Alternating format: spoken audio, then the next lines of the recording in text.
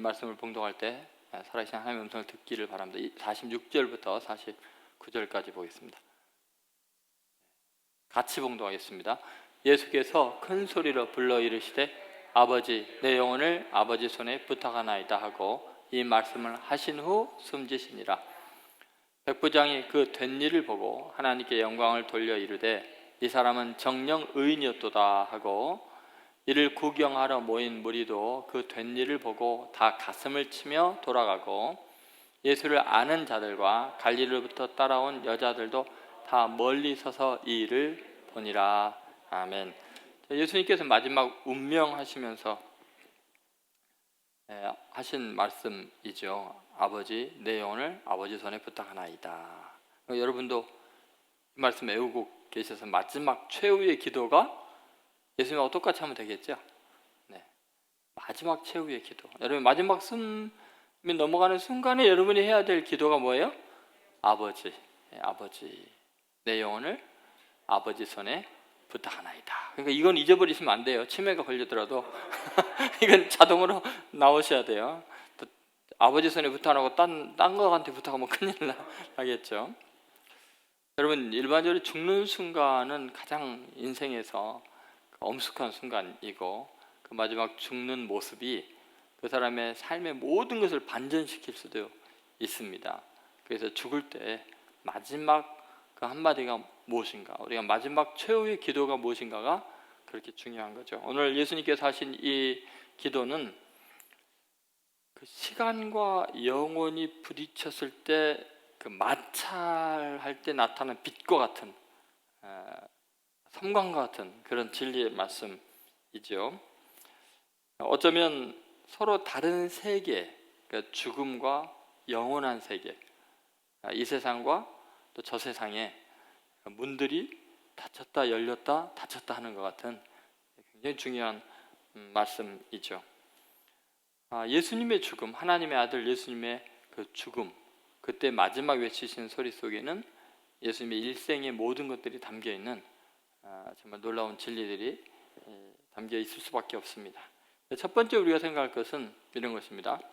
자발적인 죽음이라는 것입니다. 예수님이 마지막 외치신 기도, 이거는 지금 예수님은 자의적으로 자기의 생명을 하나님 앞에 드리는 그런 죽음이었습니다. 오늘 본문을 다시 한번 46절을 보시면 이렇게 나와 있죠. 다 같이 읽어보겠습니다. 예수께서 큰 소리로 불러 이르시되 아버지 내 영혼을 아버지 손에 부탁하나이다 하고 이 말씀을 하신 후 숨지시니라. 여러분 이렇게 마지막 숨이 넘어가시는 분들 이렇게 운명하시는 모습을 본 적이 있어요? 큰 소리로 자식들한테 당부하고 가십니까? 아니면 거의 뭐 소리가 안 들리고 갑니까? 어때요? 일반적으로 뭐 돌아가시면서 호통을 치고 돌아가시는 분 있어요? 큰 소리로 하시는 분이 있어요? 제가 이제 중고등학교 때 교회 다닐 때 뭐 수련회 같은 데 가면 예수님 돌아가시는 장면 이렇게 연극으로 하고 막 그러잖아요. 그럴 때 제가 예수님 역할을 자주 했거든요. 중등부 회장, 고등부 회장, 뭐 청년부 회장 하면서 주로 예수님하고는 안 닮았지만 예수님 역할 십자가에 매달려서 이제 마지막 운명할 때 아버지 다 죽어가는 소리로 내 영을 아버지께 붙들면 다 죽어가는 소리로 했는데 제가 성경을 읽어보니까 잘못한 거예요. 어떻게 돼 있어요? 큰 소리로 아버지 하는 그게 아버지 하는 말이 어떤 큰 소리였을까 되게 궁금하긴 해요. 그러나 어쨌든 성경은 아버지를 그냥 불렀다가 나오지 않고 어떻게 해요? 큰 소리를 불렀다. 여러분 왜 큰 소리를 불렀을까? 여러분 예수님은요 지금 죽어가는 순간이잖아요. 근데 사실은 예수님은 죽음을 다스리는 분이에요. 죽음이 예수님 앞에서는 무력해요. 사실은 예수님께서 자기의 목숨을 스스로 내어주는 것이 아니면 죽음이 불가능한 분이에요. 예수님은 어떻게 죽이겠어요? 영생하시는 분을, 하나님이신 그분을 어떻게 죽이겠어요? 예수님은 누가 죽일 수 있다고 죽일 수 있는 분이 아니에요. 억지로 죽을 수밖에 없어서 죽는 자의 목소리가 아니라는 거예요. 지금 마지막 외침의 이 기도는 지금 생명이 끊어지니까 죽어가면서 생명이 소멸하면서 외치는 말이 아니라는 거예요. 이 큰 소리라는 의미는 주님의 생명력은 너무나 강해요. 우주가 감당할 수 없는 생명의 능력이죠. 예를 들어서 여러분, 나인성 과부의 아들이 장례식을 치르고 있었죠. 관이 가고 있었는데 예수님이 손을 딱 대니까 관이 못 움직였어요. 죽음의 행렬이 멈춰버렸어요. 그리고 예수님께서 그 죽은 시체를 향해서 뭐라 그랬어요? 뭐라고 불렀어요? 청년아 그랬어요. 여러분, 시체를 향해서 청년이라는 사람이 어디 있어요? 죽은 자가 보통 이렇게 표현하죠. 청년아, 시체를 향해서 청년아 일어나라 하니까 시체가 그냥 버떡 일어나는 거예요. 왜냐하면 예수님에게 생명의 능력이 넘쳐나니까. 죽은 야이로의 딸 잔다 하고서 딸을 그냥 이렇게 세우세요. 썩어서 냄새가 나는 나사로 어때요? 나사로야 나오너라 하니까 수족이 동인체로 그냥 나올 수밖에 없어요. 이게 무슨 말이냐면요, 예수님에게는 생명의 능력이 막 흘러 넘치는 거예요. 말씀만 하시면 죽은 자도 썩은 자도 다 살아나는 생명의 주권자예요. 죽음이 그분 앞에서는 꼼짝을 못해요. 죽음이 그분의 명령 앞에서 다 떠나갈 수밖에 없어요. 근데 그분이 죽을 수 있냐고요, 여러분. 죽은 자를 살리신 그분이 죽을 수가 있냐? 누가 그분에게 생명을 빼앗겼어요? 감히. 말이 돼요? 불가능해요. 오늘 주님께서 죽음 직전에 큰 소리로 지금 내 영혼을 아버지 손에 부탁합니다 라는 건 뭐냐면, 지금 내가 내 목숨을 스스로 버린다는 거예요. 지금 내어준다는 거예요. 그러니까 큰 소리로 이야기할 수 있는 거예요. 여러분 한번 생각해 보세요. 영혼을 빼앗기는 것과 영혼을 내어주는 것은 전혀 다른 겁니다. 여러분, 마치 아주 중요한 물건을 아버지에게 맡기는 거, 아버지 요즘 꼭 잘 맡아주셔야 돼요, 잠깐 맡겨드리는 거예요, 그럴 때 하고 강도하고 빼앗기는 거하고는 완전히 달라요. 지금 예수님은 목숨을 빼앗기는 거예요, 목숨을 맡기고 있는 거예요? 맡기고 있는 거예요. 그러니까 큰 소리로 하는 거예요.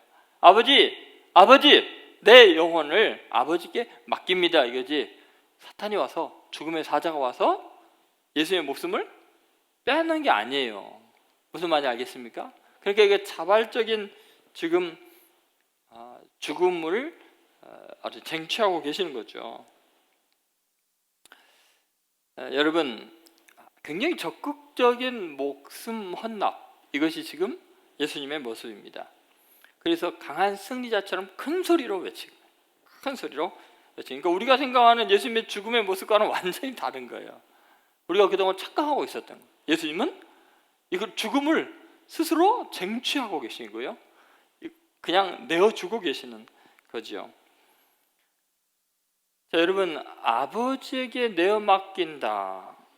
어때요? 그 슬픈 일이에요? 두려운 일이에요?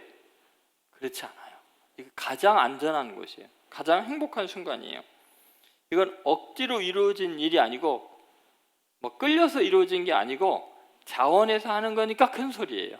당당한 소리예요. 지금 예수님은 이 말씀하실 때는 그 마음속에 확고한 신념이 있고 확신이 있고 즐거움이 있고 감사가 있는 거예요. 신뢰에 대한 표현이죠. 아버지, 내 영혼을 아버지 손에 부탁합니다. 그럼 여러분, 세상에 누가 자발적으로 죽음을 선택합니까? 누가 이걸 즐거움과 기쁨으로 죽음을 선택할 수 있겠어요? 여러분 잘 보면은 예수님은 사실 오래전부터 이것이 목표였어요. 예를 들어서 마가복음 10장 45절에 보면은 그 말씀이 있죠. 마가복음 10장 45절 제가 읽어드릴게요. 인자에 온 것은 섬김을 받으러 온 것이 아니라 자기 목숨을 많은 사람의 대속물로 주려 함이라.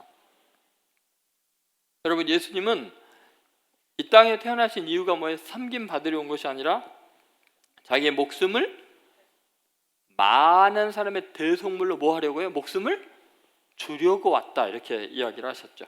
그러니까 주려고 오셨으니까 하나님 앞에 대속물로 내어주시는 순간이 요 마지막 숨이 넘어가는 순간이니까 큰 소리로 아버지, 제가 이 땅에 온 목적이 달성이 되는 완성의 순간입니다. 그리고서 이 목숨을 자발적으로 주는 것이죠. 예수님은 이걸 늘 이야기하셨죠. 요한복음 10장 11절에 뭐라 그러셨어요? 나는 선한 목자라. 선한 목자는 양들을 위하여 목숨을 어떻게 해요? 버리거냐. 목숨이 빼앗기는 거예요? 버린 거예요? 목숨을 내어준 거예요. 빼앗긴 게 아니라는 거죠. 그러니까 큰 소리로 목숨을 버릴 수가 있었던 거죠. 요한복음 10장 18절에도 이런 말씀이 있습니다. 이를 내게서 빼앗는 자가 있는 것이 아니라 내가 스스로 버리노라. 스스로 버리노라. 나는 버릴 권세도 있고 다시 얻을 권세도 있으니 이 계명은 내 아버지에게서 받았노라 하시니라. 하나님 아버지께서 다른 사람 몰라도 너는 너 목숨을 버릴 권세도 있고 다시 얻을 권세도 있어. 너 마음대로 생명은 너에게 주권적으로 주어진 거다. 그러니까 예수님께서 마지막 숨을 거둔 순간에는 이 권세를 사용하고 있는 거예요. 권세를 사용하는 거예요. 그죠? 권세가 없어서 죽는 게 아니라 권세를 사용하고 있는 거예요. 아버지께 받은 권세, 목숨을 버릴 권세도 있다고 하신 거예요. 여러분 이해가 되세요? 그러니까 예수님께서 마지막 숨을 거두시는 그 순간에 마지막 외치는 건 뭐냐면 이 목숨을 아버지 손에 부탁합니다 하고 큰 소리로 자발적인 그런 헌납을 하신 거죠. 우리 성도들도 마찬가지예요. 예수님을 믿음으로 말미암아 우리는 영생을 이미 얻은 자가 되었어요. 그러니까 마지막 죽을 때 우리는 목숨을 빼앗기는 게 아니라 아버지 손에 목숨을 부탁하는 거니까 이것은 생명의 권세를 지닌 영생을 지닌 자로서 전혀 두려워할 일이 아니에요. 누구도 우리의 생명을 뺏어갈 수가 없어요. 하나님의 자녀가 된 권세를 얻었기 때문에 영생의 존재이니까. 그러니까 예수님처럼 마지막 우리의 최후의 기도는 큰 소리로 당당하게 이제 내 영혼을 아버지 손에 부탁합니다. 그렇게 당당하게 맡길 수 있는 그런 자유한 성도들 되시기를 주의 이름으로 소망합니다. 두 번째, 예수님의 죽음은 흠없는 죽음이었어요. 한번 따라해보세요. 흠없는 죽음. 지금 예수님은 마지막 돌아가시면서 자기 영혼을 어디에 부탁한다고요? 아버지 손에 부탁하나이다. 여러분, 여러분의 인생은 누구의 손에 부탁을 하고 사시나요? 어때요, 여러분? 회사 회장님 손에 여러분 목이 다 달려있나요? 그럼 식구들이 다 달렸나요? 네? 아니면 교회 목사의 손에 여러분의 목숨이 달렸나요? 아니면 여러분 아내의 손에 목숨이 달렸나요? 여러분 한번 잘 생각해 보세요. 세상에는 여러 가지의 손들이 있어요. 근데 내가 마지막에 최후의 기도에서 의지할 손은 뭐냐는 거예요. 누구의 손을 의지할 거냐? 여러분 회장님이 여러분 마지막 죽는 순간에 여러분의 목숨을 건져줄 수 있어요? 지켜줄 수 있어요? 절대로 그렇잖아요. 대통령이 어떤 권세가 있어도 내 목숨을 맡길 수 있는 세상에 손은 없어요. 결국은 아버지 손이죠. 하나님 아버지의 손밖에는 내가 의지할 손이 없어요. 그런데 이제 중요한 건 이런 거죠. 하나님의 손에 맡겨야 되는데 문제는 아버지의 손이 만만치가 않다는 거예요. 하나님의 손에 빠져드는 것이 무서울진저라는 표현이 있을 정도잖아요. 그죠? 하나님의 손에 빠져들어가는 것이 무서울진저. 왜 그런지 아세요? 죄가 있는 인간에게는요, 하나님의 손이 세상에서 제일 무서운 손이에요. 그건 저주가 가득한 손이에요. 심판의 손이죠. 그래서 사사기 2장 15절에 보면 이런 말씀이 있습니다. 자, 같이 읽어보겠습니다. 그들이 어디를 가든지 여호와의 손이 그들에게 재앙을 내리시매 그건 여호와께서 말씀하신 것과 여호와께서 그들에게 맹세하신 것과 같아서 그들의 괴로움이 심하였다. 자, 여호와의 손이 그들과 늘 함께 있으니까 어때요? 재앙이 그치지 않는 거예요. 여러분 인간이 범죄하고 타락하면 하나님의 손에 맡기는 순간 죽는 거예요. 이거는 하나님의 손에 빠져드는 것이 정말 두려운 일이에요. 그래서 죄인이 가장 피해야 될 것이 여호와의 손이에요. 하나님의 손이. 왜냐하면 그게 심판하는 손이고 저주의 손이고 감당할 수 없기 때문에 그렇다는 거죠. 그런데 여러분 의인들은 어떠신가? 그것은 출애굽기 13장 9절에 이런 말씀이 있습니다. 13장 9절 자 같이 읽겠습니다. 이것으로 내 손에 기회와 내 미간에 표를 삼고 여호와의 율법으로 내 입에 있게 하라. 이는 여호와께서 능하신 손으로 너를 애굽에서 인도하여 내셨음이니. 자, 여호와의 능하신 손은 뭐예요? 우리를 인도해 내시고 구원하시는 손길이라는 거죠. 그러니까 똑같은 하나님의 손인데 내가 어떤 상태냐에 따라서 그 손이 저주의 손이 되기도 하고 구원하는 손이 될 수도 있다는 거예요. 자, 흠 없는 사람, 죄 없는 사람에게는 하나님의 손은 구원과 은혜의 손길이고, 죄를 지은 죄인들에게는 여호와의 손은 징계와 심판의 손이에요. 그런데 주님께서 지금 큰 소리로 내 영혼을 아버지 손에 부탁합니다라고 말할 수 있는 이유가 뭐겠어요? 만약에 자기가 죄인이라면 눈곱만큼이라도 잘못한 게 있으면 아버지 손을 피해야 되거든요. 그런데 뭐 흠과 티가 없는 완벽한 삶을 사신 거예요. 그러니까 내 영혼을 아버지 손에 부탁하면 그분이 끝까지 책임져 주는 거죠. 그러니까 흠 없는 외침이에요. 마지막의 죽음은, 마지막 일생이 흠이 없는 일생이었다는 거죠. 우리 인간은 이렇게 쉽게 말하기가 힘들거든요. 예전에 인천의 어떤 교회에서 한 장로님이 교회 창립 행사 때 그 교회 연역을 읽다가 갑자기 심장에 충격을 받아서 쓰러지셨어요. 목사님께서 이제 병원에 누워 있는 장로님을 찾아 신방을 했죠. 그러니까 장로님이 숨을 간신히 쉬시면서 죽음의 그림자가 가까워오는 것을 느끼고 있었습니다. 그러면서 아이고, 이 큰 회사를 이루었는데 내가 죽으면 이 회사를 어쩌나 이러시는 거예요. 그래서 막 목사님한테 우리 회사 이거 어떻게 하죠 하다가 아니지, 회사는 뭐 그렇다고 치고 내 아내와 자식들은 어쩌지?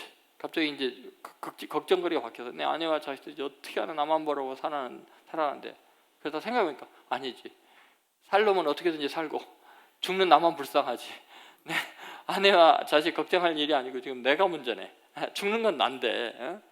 그리고 생각해보니까 이제 큰일이에요. 하나님 앞에 자기가 가는 것이 너무 부끄러운 거예요. 그러면서 목사님한테 목사님 솔직히 제가 지금 두려운 이유는 회사 때문도 아니고 아내와 자식 걱정 때문 아니고 내가 하나님의 손에 붙들 걸 생각하니까 겁이 나 죽겠습니다. 아니 왜 장로님 평생 충성하셔놓고 왜 그렇습니까? 사실은 목사님 제가 하나님의 일을 너무 소홀히 했습니다. 회사를 운영하려다 보니까 제가 세상에 돈 버는 일에 아주 그냥 모든 정력을 다 기울이느라고 하나님의 일을 할 시간이 없었습니다. 그래서 늘 짜투리 시간 남는 걸로만 했고 차선을 밀려 있는 상태에서 장로짓을 했으니 제가 얼마나 죄인인지 모르겠습니다. 사실은 어려운 이웃 도울 기회가 많았는데 머뭇머뭇거리다가 기회를 너무 많이 놓쳐버렸습니다. 그리고 약속한 헌금들을 너무나 많이 떼먹었습니다. 아유, 고개를 들 수가 없어서 어쩌면 좋습니까? 생명을 조금만 더 살려주신다면 제가 이제는 하나님의 모습을 배울 때 부끄럽지 않는 삶을 살 기회를 주시면 좋겠습니다. 그렇다고 이야기를 제가 선배 목사님이 이야기해 주는 걸 들었어요. 여러분, 지금 우리가 하나님 아버지 앞에 서 있을 준비가 되어 있는가가 중요한데, 예수님은요 그냥 당당하게 내 영혼을 아버지 손에, 그 무서운 손이지만 은혜의 손에 맡길 수 있는 거, 그것은 평생 하나님을 기쁘시게 하는 일을 해왔기 때문에 그런 거죠.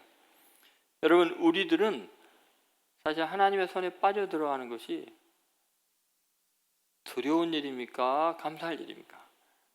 이게 누가 자신 있겠어요, 그죠? 그런데 우리는 예수님의 보혈로 죄 용서를 받은 사람들이에요. 흠 없는 어린 양의 피로 죄가 완벽하게 씻은 바 된 사람들이에요. 그래서 그분의 보혈의 공로를 의지해서 예수님 그 피를 의지하고 내가 하나님 아버지의 손에 내 영혼을 부탁합니다 라고 말할 수 있는 거죠.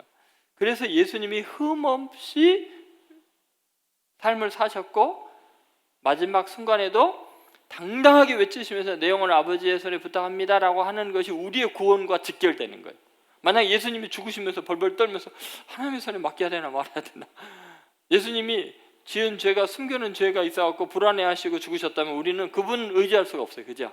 그분의 보혈이 우리를 씻을 수가 없어요. 왜냐하면 부정한 거니까.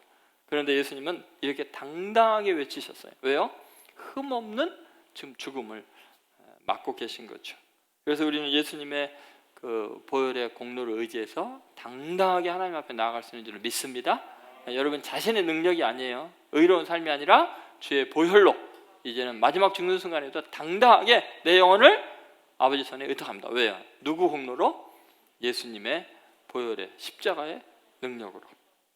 그러므로 여러분 이제부터 마지막 최후의 그 말, 내 영혼을 아버지 손에 부탁합니다. 큰 소리로 외칠 수 있는 여러분 되시기를 바랍니다. 세 번째, 안식의 죽음이에요. 예수님이 이렇게 큰 소리로 외치는 것은 자기 영혼을 정말 평안한 곳에, 최고의 곳에 이렇게 부탁할 수 있기 때문이죠. 내 영혼을 부탁하나이다. 여러분 죽음을 맞이할 때 많은 사람들이 굉장히 불안해하고 두려워합니다. 그거 왜냐면 종착지를 지금 모르는 상태에서 그곳으로 가기 때문에 그래요.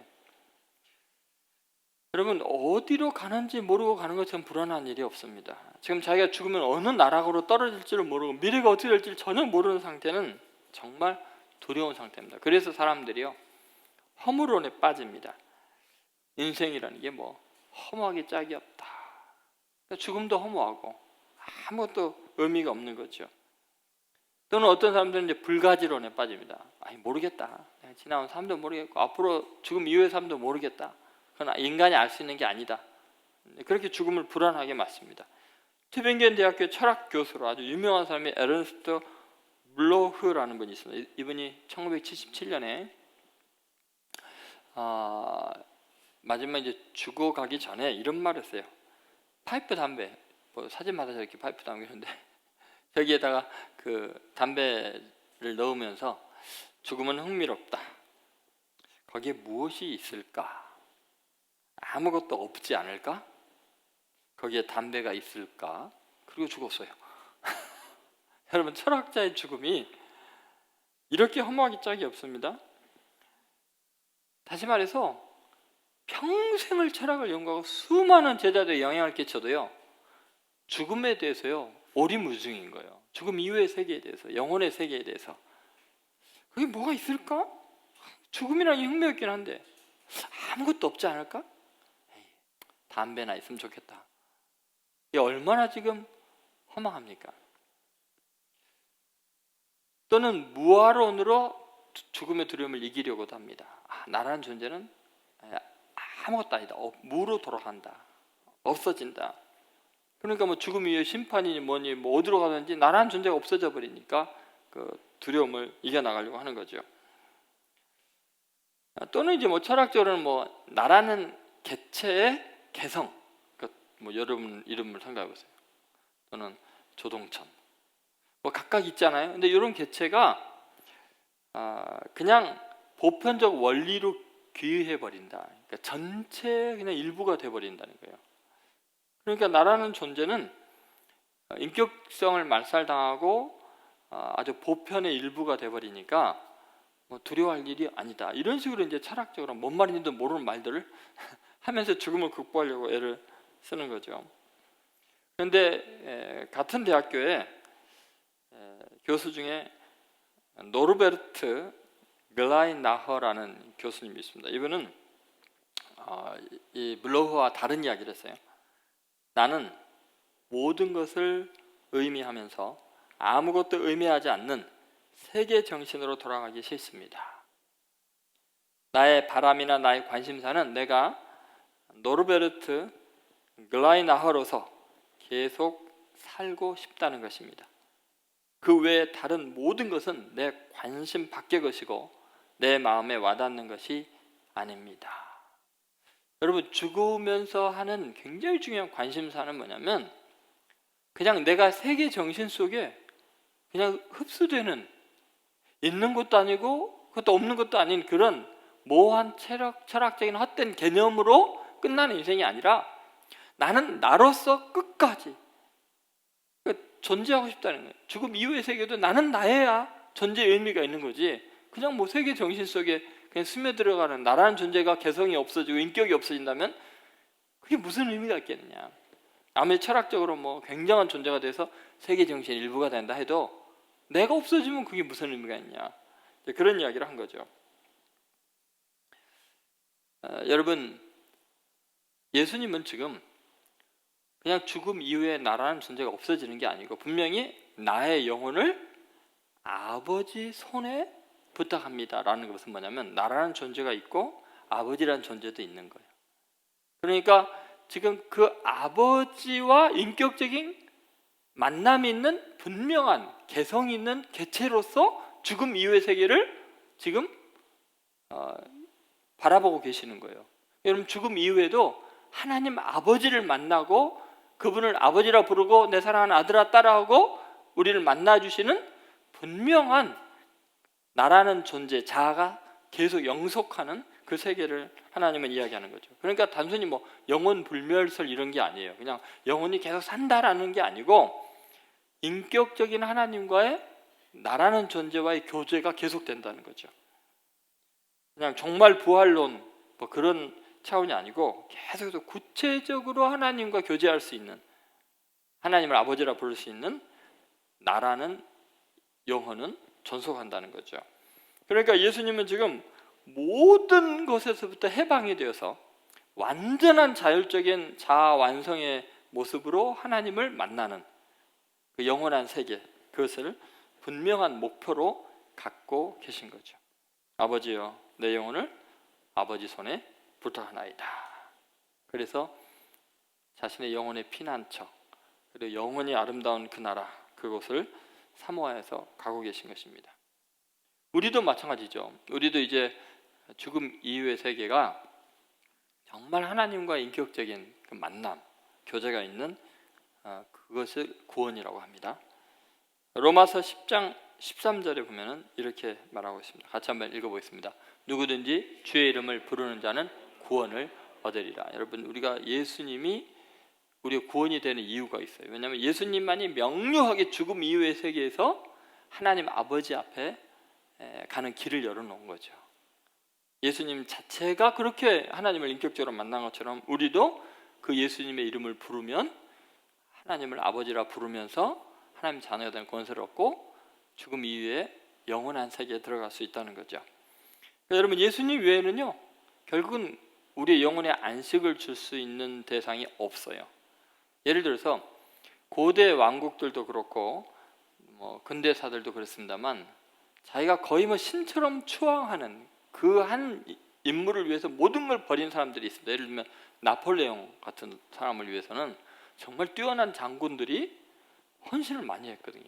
프랑스에 나폴레옹 뭐 묘지 있는데 이런데 뭐 가보면은 그 나폴레옹을 위해서 헌신했던 장군들, 그들의 묘 같은 것도 굉장히 막 크게 이렇게 지어져 있습니다. 물론 배신자도 있고 막 이렇습니다만. 근데 나폴레옹 황제에게 헌신했던 한 육군 원수가 있었습니다. 전투에서 치명상을 입고 이 사람이 이제 야단 천막에 누워서 죽어갈 때였습니다. 마지막 죽어가면서 자기가 전생애를 바쳐서 헌신했고 의지했던 나폴레옹 황제, 그가 자기를 구원해 줄 줄로 믿었어요. 그래서 죽어가면서 황제를 제발 황제를 좀 오시게 해달라고. 그래서 황제가 왔어요. 그러니까 이 육군 원수가 황제가 자기의 생명을 구원해 줄 줄로 믿고 자기를 구원해달라고, 자기를 살려달라고 부르짖습니다. 나폴레옹이 고개를 가로저으면서 아무 말도 못했어요. 왜냐하면 죽음의 그림자가 가득한 걸 봤으니까요. 그리고는 그냥 떠나버렸어요. 결국은 뭐 그것을 묘사한 책에 보니까 죽어가고 있는 그가 차갑고 무자비한 죽음의 손이 미지의 세계로 가는 장막 뒤로 저항할 수 없이 그를 끌어당기고 있는 것을 느끼며 그는 그래도 소리 높여 울부짖었습니다. 구해주소서 나폴레옹 카카, 저를 구해주소서 나폴레옹 황제시여. 죽음의 시각에서 그 군인은 나폴레옹마저도 그를 구원할 수 없음을 깨닫고 죽었다는 거예요. 여러분, 우리가 의지하고 있는 그 어떤 것도요 우리를 영원한 안식으로 인도할 수는 없습니다. 여러분, 지금 돈을 열심히 벌잖아요. 마지막 죽는 순간에 돈이요 나 이게 많이 돈이 많이 있으니까 나 좀 죽으면서 멈춰, 안 돼요. 그죠? 권력도 안 되고요. 여러분이 좋아하고 존경하고 사랑하는 그 누구도 우리에게 영혼의 안식을 주지 못해요. 영혼의 안식을 주지 못해요. 그렇게 여러분 그 모든 것을 좀 자유로우셔야 돼요. 왜냐하면 궁극적인 우리의 그 목적은 뭐냐면 영생에 대한 소망이에요. 영원한 삶에 대한, 신적인 삶에 대한 갈망이죠. 그렇다면 여러분, 우리가 의지할 수 있는 분은 딱 한 분이에요. 예수 그리스도. 그분만이 우리에게 영원한 구원의 소망이 되시죠. 왜냐하면 예수님만이 내 영혼을 아버지 손에 부탁합니다 하면서 그 문을 열어놓고 하나님 아버지로 갔기 때문에 그분을 붙잡고 우리도 그분을 믿음으로 가는 거예요. 예수님만이 영혼을 구원할 수 있어요. 여러분 믿습니까? 복음을 전하는 목사가 여러분을 인도하는 거 아니에요. 저는 예수님을 여러분에게 소개할 뿐이죠. 여러분이 의지하리는 목사가 아니고 예수님이에요. 맞습니까?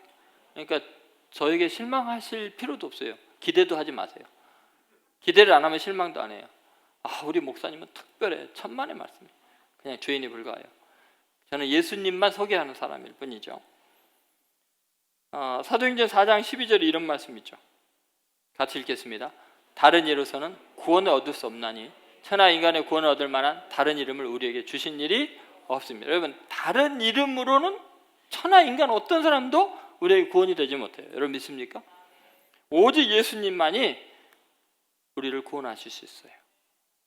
그렇기 때문에 우리는 주님을 인격적으로 부르면서 아버지 하나님께로 나아가는 그 길을 우리가 누릴 수 있어야 돼요. 아버지 품에 영원한 안식이 있어요. 여러분, 오늘 이 말씀을 잘 생각하면서 최후의 우리의 기도가 어떠해야 되는지. 육체의 소리는 크게 안 날지라도 영혼 깊은 곳에서 큰 소리로 아버지, 내 영혼을 아버지 손에 부탁하나이다. 예수님의 십자가 보혈을 의지하고 예수님의 공로 의지하고 그렇게 맡길 수 있어야 돼요. 그 정도가 되면요, 이게 확고해지면 그다음부터 인생 별거 아닙니다. 그렇게 애걸복걸할 일도 없고요. 하나님께서 주신 아름다운 순간들, 시간들, 물질들, 바라보는 것들 누릴 수 있으면 누리고, 빼앗기면 할렐루야 아멘 그냥 내려놓으면 돼요. 왜냐하면 우리는 영원히 보장된 사람이에요. 영원한 안식처가 보장된 사람. 하나님 아버지께 내 영혼을 맡긴 사람이 이 세상에 어떤 것이 내 영혼을 건드릴 수 있겠어요? 참 자유하셔야 돼요. 저는 여러분이요, 오늘 정말 이 최후의 기도, 그것이 여러분에게는 완전히 딱 이게 새겨져 있어서 이 세상의 어떤 것으로도 여러분의 안식을 뺏어가지 못하도록 쉼과 평안을 누리는 자유한 여러분 되시기를 주의 이름으로 축원드립니다. 기도하겠습니다. 주님, 마지막 죽는 그 순간에도 주님은 그 생명의 주권자이셨고 빼앗기는 것이 아니라 내어주는 것이었고 잃어버리는 것이 아니라 수많은 영혼을 찾는 것이었습니다. 생명의 주관자 되신 예수님을 나의 구주로 영접하고 내 안에 살아계신 주님으로 인하여 감사와 찬양과 영광을 올려드립니다. 어떠한 상황에서도 주님의 승리를 의심하지 않게 하시고 주님의 공로와 그 십자가의 능력을 의지하여 영원한 평안과 승리를 맛보며 주님께 영광 돌리는 삶이 되게 하여 주옵소서. 하나님, 마지막 최후의 기도가 어떠해야 함을 오늘 깨달아 알게 하셨으니 저희들의 남은 생애가 늘 이 기도의 기반을 두고 승리의 확신 가운데 이 세상을 섬기고 사랑하는 복된 인생들이 되게 하여 주옵소서. 오늘 주님 이 말씀이 우리를 자유케 하기를 원합니다. 성령님, 우리 마음속에 헛된 것들, 두려워하는 것들, 절망하고 낙심하는 것들을 끊어버리게 하여 주시옵소서. 주여, 이 시간에 성령의 불로 우리 마음의 세상의 헛된 욕심들을 불태워 주시옵소서. 주님의 보혈로 깨끗하게 씻어 주옵소서. 영원히 구원받은 자로 하나님 아버지에게 나아갈 수 있는 자격을 획득한 자로 당당하게 승리하는 남은 생에 되게 하여 주옵소서. 오늘 우리를 자유케 하신 주님을 찬양합니다. 우리와 함께 승리하신 주님의 이름을 높여 찬양합니다. 예수님의 이름으로 기도드립니다. 아멘. 지금은 우리를 구원하기 위하여 목숨을 버리고 부활하신 예수 그리스도의 은혜와 우리에게 사랑을 확증하시려고 귀한 독생자를 희생하신 하나님 아버지의 극진하신 사랑과 우리의 마음을 위로하시고 감동하시는 성령의 교통하심이 남은 생애 동안 최후의 기도를 늘 마음에 새기고 영원한 승리의 확신으로 사랑의 주님, 생명의 주님 예수님만 높이며 이제는 주님께 영광 돌리는 삶 살겠노라고 결단하는 하나님의 아들 딸들 머리 위에 예수뿐인 교회와 이민족 위에 지금으로부터 영원히 함께 하시기를 간절히 축원하옵나이다. 아멘.